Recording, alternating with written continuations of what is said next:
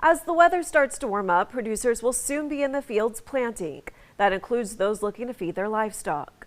Eye on Ag and Energy on KX is sponsored by Lignite Energy Council.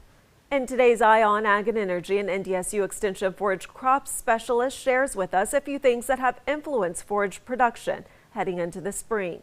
He says two of them are actually from last year: moisture and how hard the pastures were grazed. But he says the greatest influence is the growing degree days, which depend on the temperature. Doing a little bit of checking, we are behind on our growing degree day accumulation, which means that grass growth is going to be slow coming into the spring.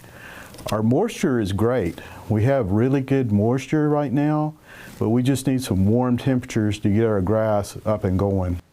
He says the current rapid thaw and flooding will be good for moisture soaking into the ground, but depending on where producers are in the state, their cattle feeding areas are muddy, wet, and flooded with no place for the water to go. He adds that the flooding could also damage some of the forage plants in pasture areas. But when it comes to what to grow to feed your livestock, he says that just depends on the time of the year. With the early season, people will be looking at small grain crops like spring oats, spring barley. There's some spring triticale, but not much available. So most of it's going to be spring oats, spring rice, spring wheat.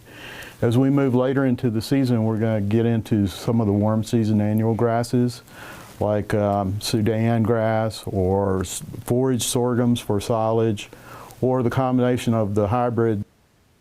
He says this year's forage will be high in protein and energy value, but low in fiber when it comes to meeting an animal's nutritional needs. And he's expecting a lot of hay production per acre.